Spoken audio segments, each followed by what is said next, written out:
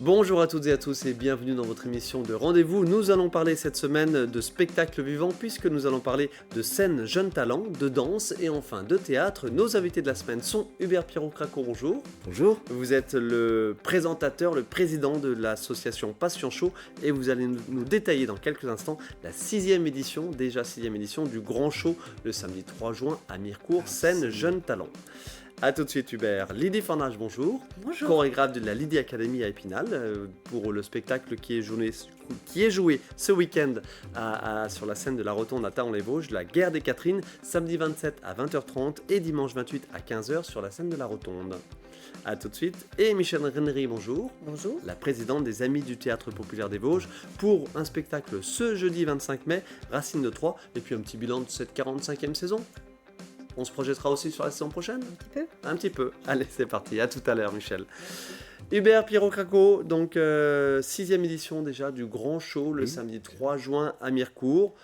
Scène jeunes talents, tout simplement. Oui, jeune, pas que. Hein. Pas que, mais non, alors, c'est une très question. Ouverte, très ouverte. Scène ouverte, mais Voilà. alors jeune talent, mais Voilà. talent naissant, quel que soit émergent, l'âge. artiste émergent, disons. Voilà. Artiste émergent. Voilà. 6e édition, votre sentiment, tout simplement, déjà. C'est déjà la 6e édition. C'est déjà la 6e, oui, c'est ça.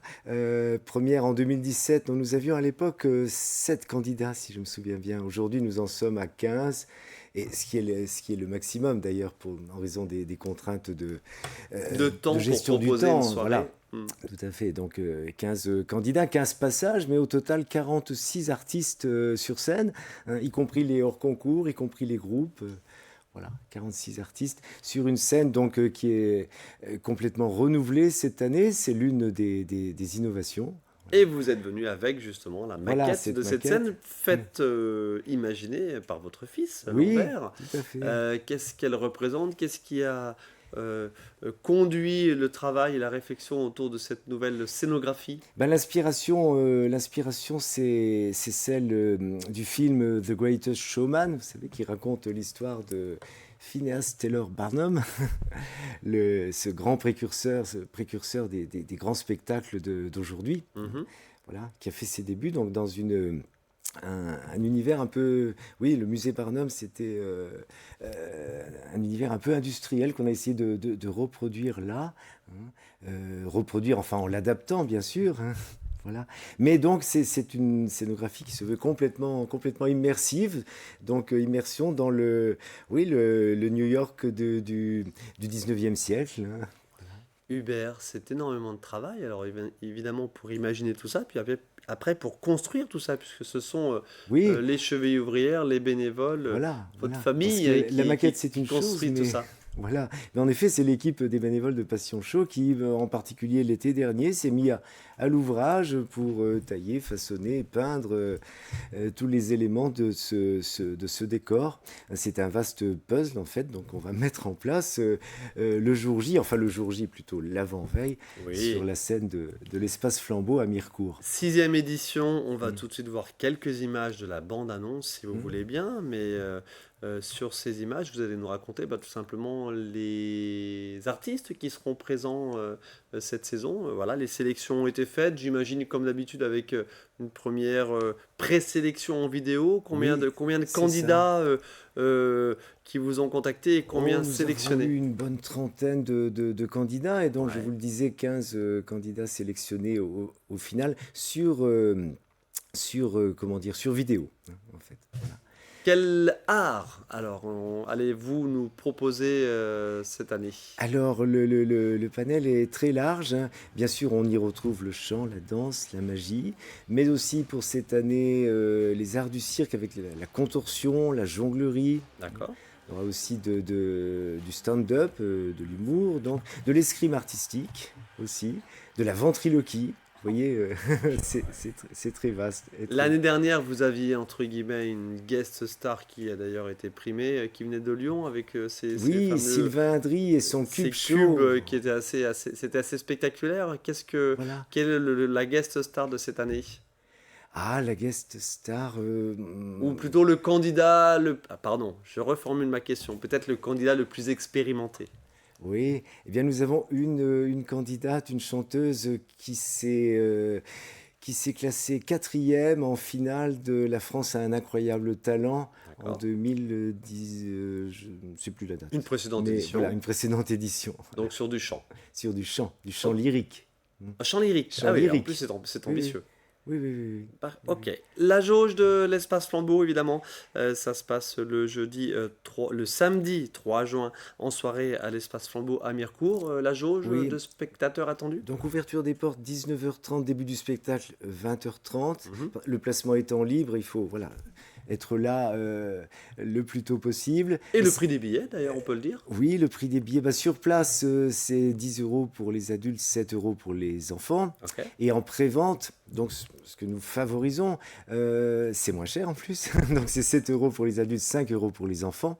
Et nous avons beaucoup de réservations à ce jour, de l'ordre de 270, 280, je crois. Sur une jauge de quelques 400 attendus. Voilà, c'est ça, hein. Ok. Donc le nombre de places sur place sera limité, À forcément. suivre notamment sur les réseaux sociaux. Vous êtes super dynamique à ce sujet pour la mise en ligne Hum, d'extraits hum. et voilà, de participants à venir à cette 6e édition donc, du grand show scène jeunes talents, mais pas que des jeunes, on l'a bien compris, le samedi 3 juin à Mirecourt. Merci beaucoup, Hubert Pirot-Craco. Merci. À l'année prochaine. À l'année prochaine, bien sûr.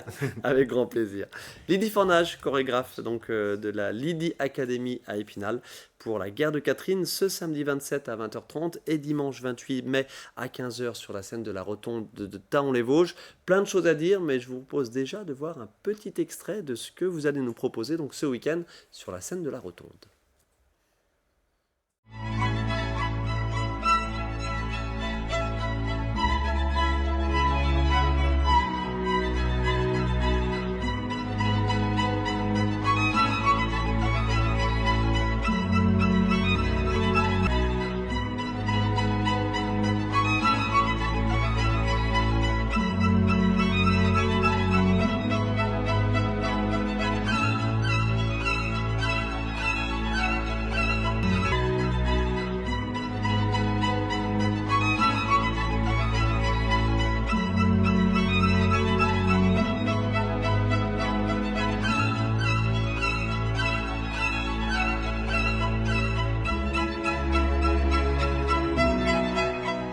Voilà quelques images de ce spectacle donc proposé ce week-end, samedi et dimanche sur la scène de la Rotonde par la Lydie Academy, la guerre de Catherine.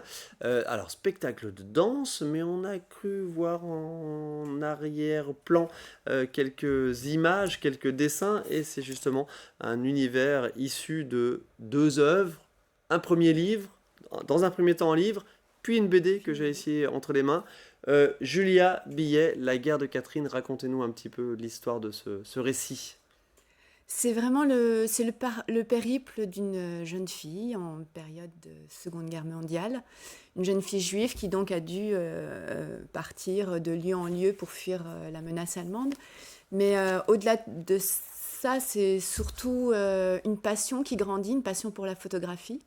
Et un parcours toujours très positif, rempli de belles rencontres. Et c'est ce qui m'a, moi, émue et qui m'a séduit dans cette histoire-là. C'est dans un contexte mouvementé. On peut faire son chemin, on peut grandir, on peut se construire. Et je crois qu'il y avait une résonance aussi avec le contexte actuel, ou le contexte à malheureusement plein d'autres époques. Donc voilà, j'ai eu envie de m'y frotter, de me frotter à la narration. Parce que là, c'était essayer de raconter une histoire avec des images qui m'ont beaucoup plu aussi, des illustrations très très belles. Et on a essayé de mêler ces illustrations avec la danse et les personnages qui s'émeuvent.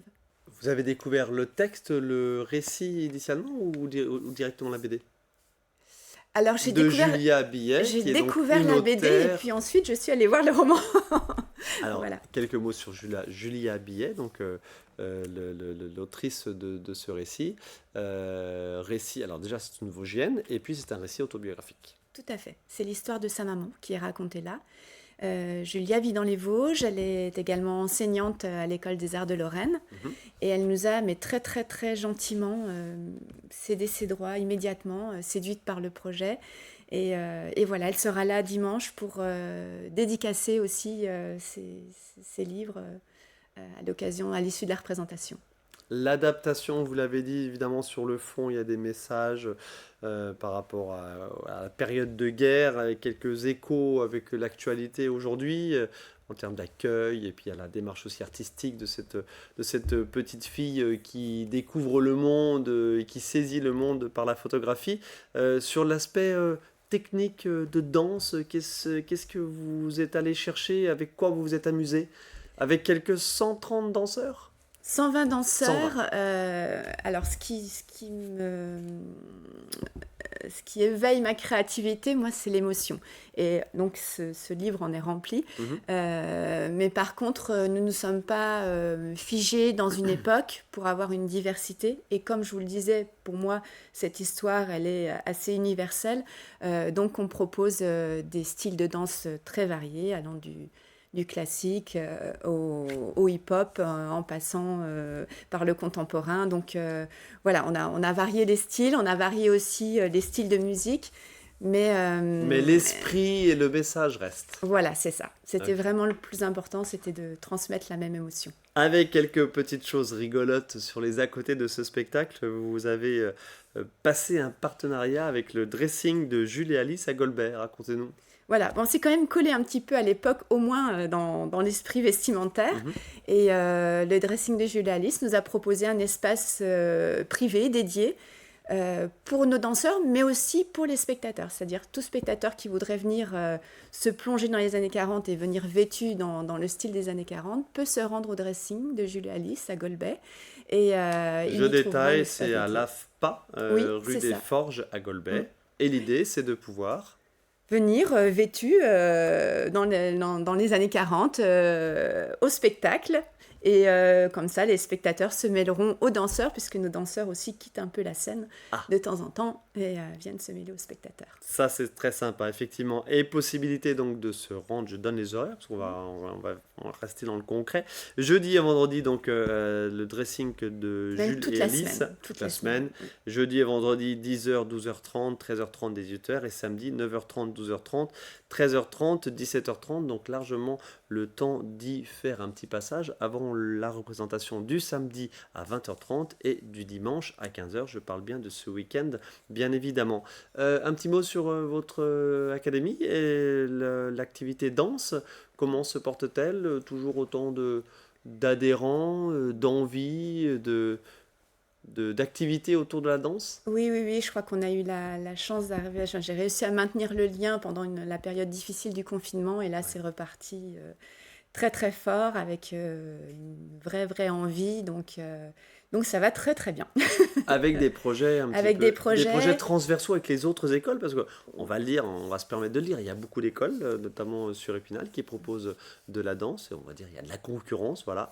Mais pour autant, des fois, vous arrivez à proposer des choses ensemble, hein. Oui, tout à fait, mais je pense qu'on a chacun notre domaine. Ouais. Bon, la spécificité de la Lady Academy, c'est la danse classique, mais on s'ouvre aussi à d'autres esthétiques.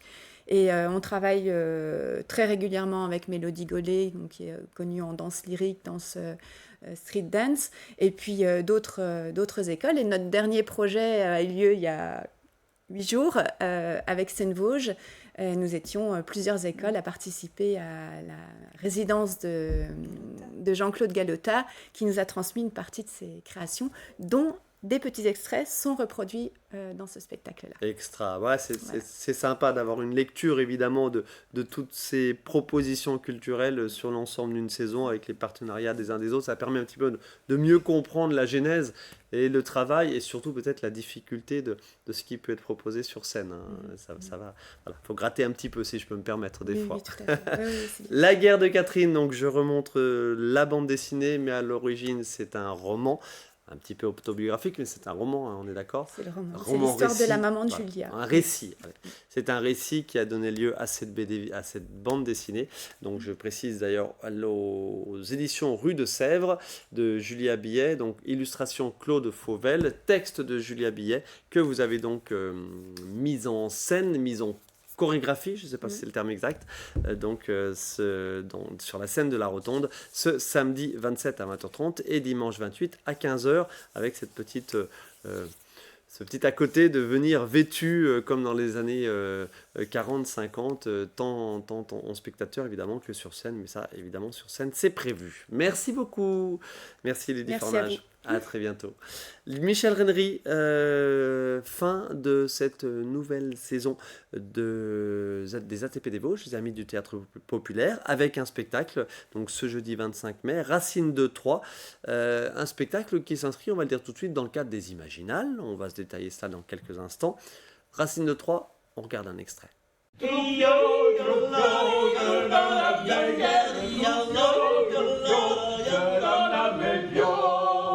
J'ai demandé l'heure. Alors? Ils ne savent pas. Ils m'ont dit de regarder l'horloge. J'ai dit qu'on avait vu qu'il y avait une horloge et qu'on avait regardé, mais qu'on ne comprenait pas, qu'on n'arrivait pas à lire l'heure. Ils m'ont dit que c'était normal parce que c'est le cadran qui tourne, pas les aiguilles. Michel Rennery, on va continuer à voir quelques images bien sûr de cette proposition donc des Amis du Théâtre Populaire ce jeudi 25 mai, Racine de Troyes. Quel est-il ce spectacle? C'est une fantaisie arboricole de science-fiction. Oula, vous en dites sans beaucoup. queue ni tête, surtout sans tête, quoique. C'est le sous-titre. C'est le sous-titre, vous l'avez retrouvé. Je l'ai retrouvé. Donc c'est une comédie. C'est une comédie poétique. Mhm. On va dire ça comme ça.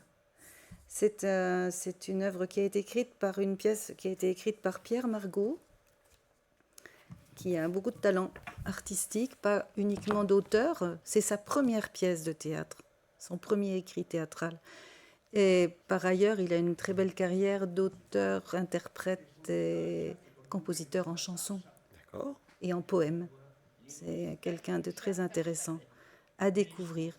Et puis, il y a cette définition des trois personnages qui lui a surgi au moment de la conception et qui a appelé immédiatement ces trois vieux artistes. Je fais exprès de dire vieux. Les trois n'ont pas le même âge, mais on voit quand même qu'ils ne sont pas émergents, pour reprendre un petit clin d'œil, et qui sont effectivement des êtres fabuleux. Et ce serait certainement pas facile que d'autres veuillent s'emparer de ce texte après que l'écrit, c'est presque écrit sur mesure.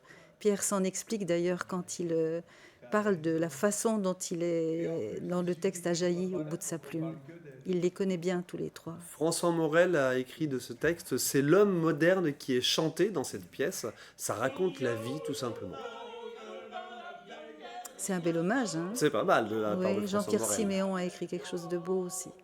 Et la mise en scène est faite par Antoine Marner, qui est metteur en scène, mais comédien. Ils ont tous beaucoup de talent, ces gens-là, et se connaissent bien. C'est une équipe.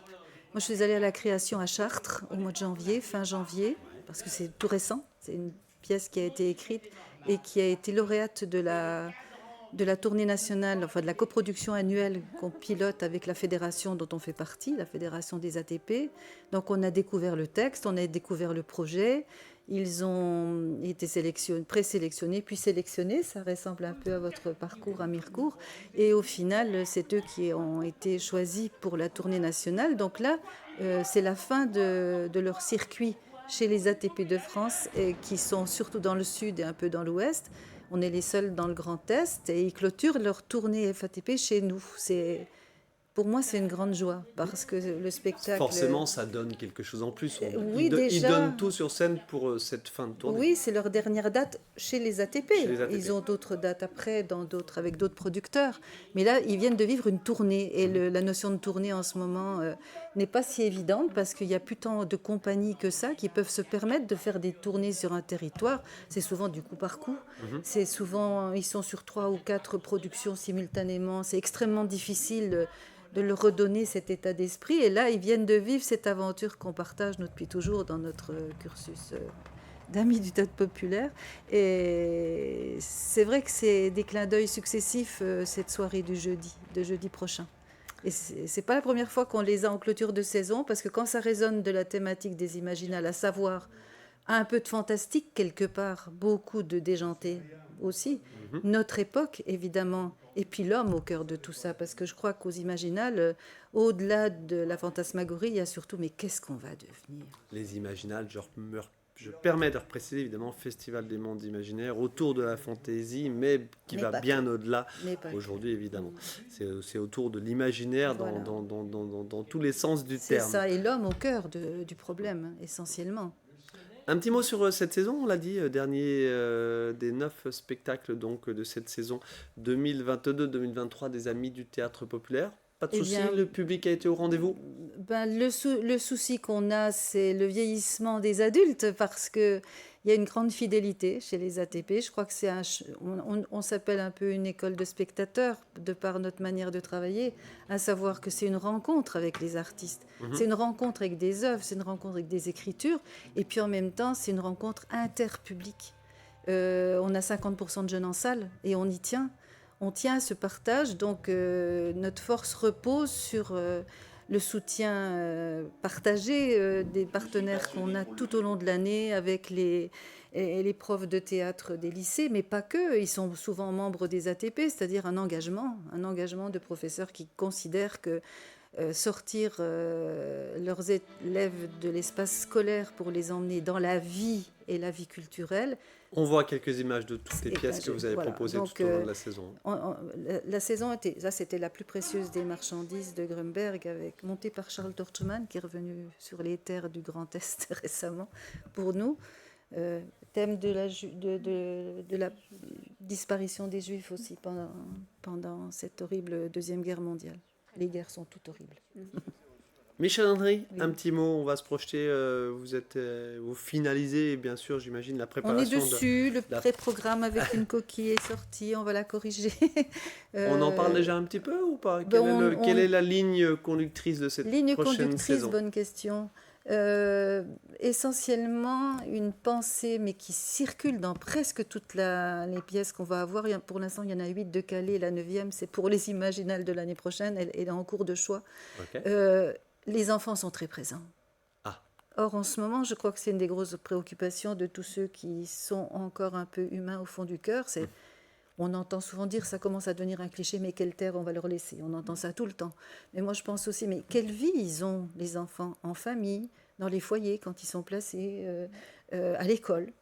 Et on va circuler là-dedans. Alors, il n'y a pas de hasard. Il y a une pièce, il y a une première proposition qui s'impose. Elle convoque les autres à travers ce qu'on a vu. Bien sûr, on n'a pas tout vu.